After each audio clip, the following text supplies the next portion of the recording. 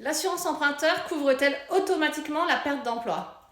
Vous êtes nombreux à vous poser la question ou à vous dire « j'ai pas pris la perte d'emploi au moment de l'adhésion, est-ce que c'est judicieux ou pas de reprendre la perte d'emploi sur un nouveau contrat que vous pourriez faire en changeant d'assurance ?»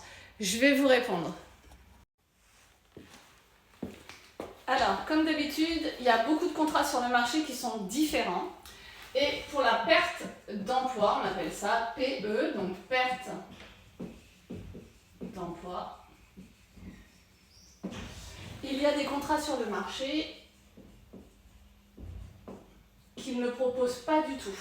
Vous ne pouvez pas avoir cette garantie sur certains contrats, elle n'existe pas du tout dans le contrat.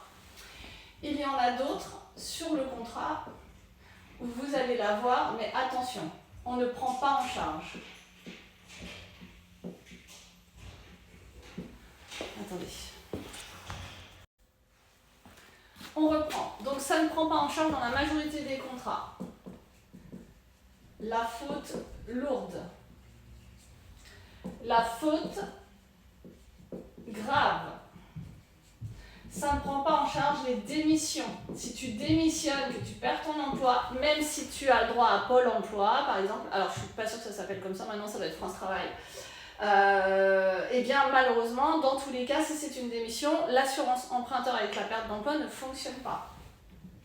De la même façon que dans la majorité des contrats, les ruptures conventionnelles, ça ne fonctionne pas non plus, d'accord? Donc la majorité des contrats. Ce qui vous reste en gros, et c'est à peu près les seules cases qui sont effectivement indiquées sur la perte d'emploi dans beaucoup de contrats, c'est un licenciement économique. D'accord? Donc là, faites très attention, si tu n'as pas un licenciement économique, ton assurance avec la perte d'emploi ne fonctionnera pas. Elle ne te sert à rien en fait, tout simplement. Et sur d'autres contrats,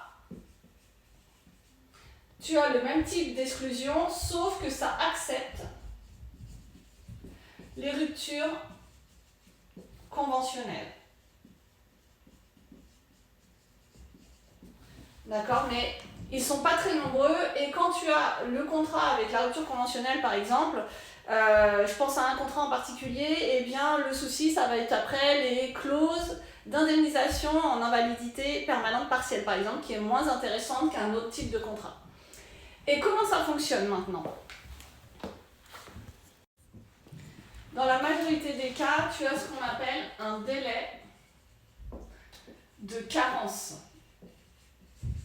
Un délai de carence, ce n'est pas votre franchise, c'est le fait effectivement que tu payes ton assurance emprunteur avec la perte d'emploi, donc tu payes la garantie, mais pendant un certain délai, et le délai est en général de 6 mois, pendant 6 mois, s'il se passe quelque chose pendant cette période, tu n'es pas couvert.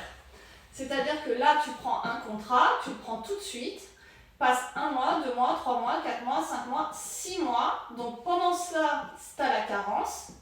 C'est-à-dire qu'il y aura 0 € d'indemnisation si, effectivement, le licenciement économique, par exemple, il intervient ici. C'est toute la perte d'emploi qui n'est pas indemnisée. Il faut vraiment qu'en gros tu ne sois pas au courant qu'il se passe quelque chose. Tu ne peux pas prendre une garantie à partir du moment où il y a déjà des courriers recommandés qui sont envoyés et qui disent « je te convoque à ton entretien de licenciement » par exemple. C'est déjà trop tard et ce ne sera pas la peine. Vous avez vraiment 6 mois de carence, d'accord?